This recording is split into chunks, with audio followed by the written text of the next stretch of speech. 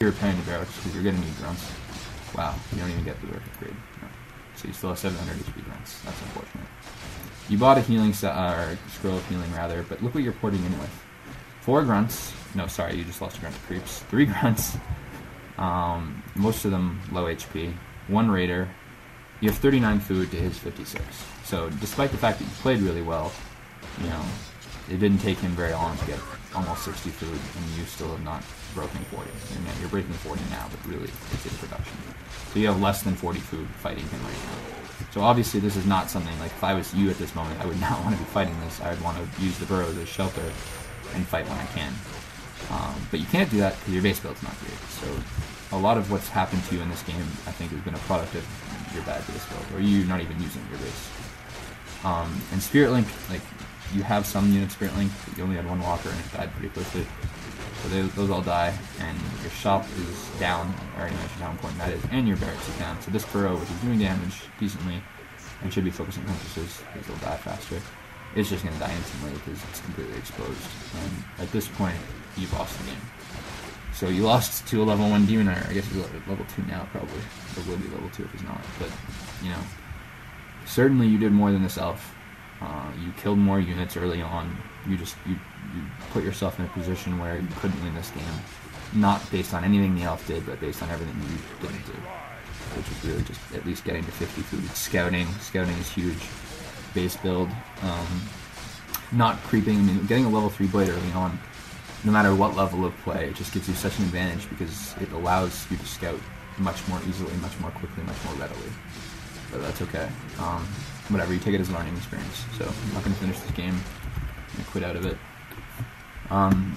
Really a very winnable game, and in the future, I'm sure you'll win that type of game. It's that type of opponent. Next game is also versus an elf. It's on Melting Valley. It's an NGL map, so if you don't have this map, you need to go download it on the NGL website. Just Google NGL1, and the map packs are really visible on the website.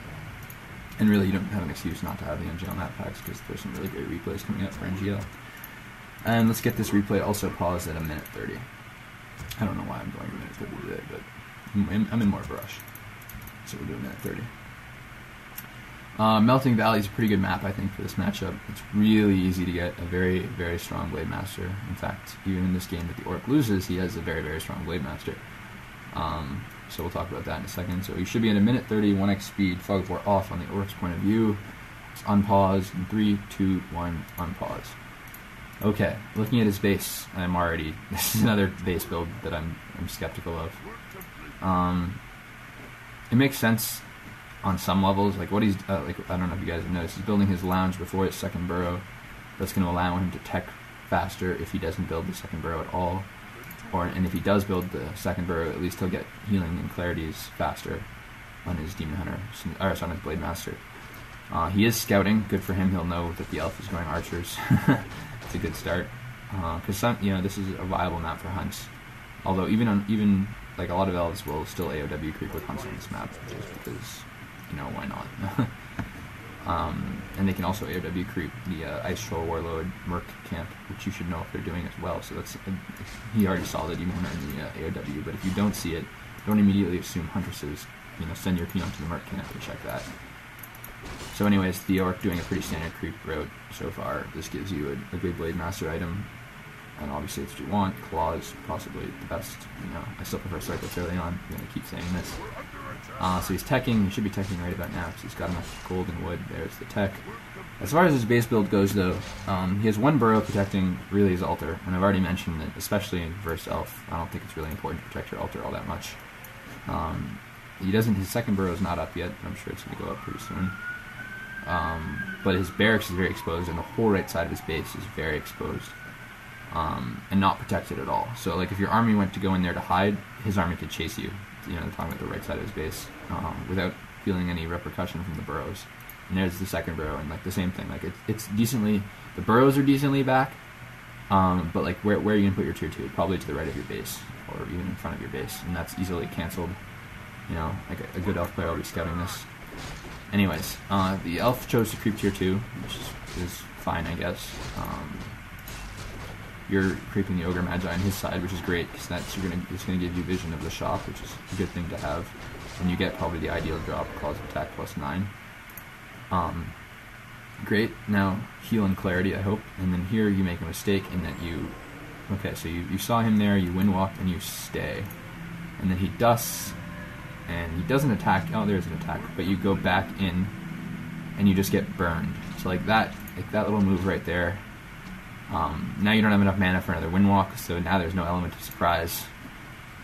You're low health, so you have to run and hide and heal. And he knows this, so he can go creep out your shop. And not only is he going to creep the ogre, but he's going to creep as many of the trappers as he can. So, plus he's already level 2 and you're only level 1. And you're, oh sorry, you're level 2 as well, my fault. But he has, you know, much more archers than you have grunts because you chose to fast tech. So he's going to get, you know, a ton of experience from this camp. And a pretty good item himself, Penitent Energy, which is, you know, just as good, if not better, in terms of, you know, affecting the outcome of the game. So you have vision of his shop, he has vision of yours. That's kind of a wash. What you're doing right now works really well. This is kind of, I call it item whoring, where you kind of just send your solo blade or blade and one grunt around to creep out the item camps and just kind of pimp up the blade as much as you can. But the counter for that on the elf's point of view or perspective is if he builds tons of archers and goes around creeping and gets a high level demon hunter. And that's exactly what he's doing. So like the thing is, if he's got archers, you need to be on him attacking those archers and punishing him for having these archers. Because your blade right now at plus 19 damage and having critical strike and 2 circlets and 330 possible mana should just be eating up these archers. Eating them up. Like really, it should be punishment for him to have brought these archers out of his base. And it's much less punishment when you don't have dust and when he's got a level 3 demon hunter hitting you for minus 100 mana every time he burns you. So here you do the right thing in that you right click his demon hunter because you can pretty much tell based on your items that you're going to win that fight. And you crit several times and kill a level 3 demon hunter. It's pretty great. That works out well for you, so now you're level 3 as well. It really sucks to be fighting a level 3 demon hunter with a level 2 blade master. That doesn't help at all. So here's your, as I predicted, one of your buildings goes to the radio base, your lodge is out to the left. This would be terrible for you if you hadn't killed that demon hunter. So let's, like, say you hadn't killed him, where were you going to put those buildings? Like, there's no room for them elsewhere. They were going to go there whether you killed him or not.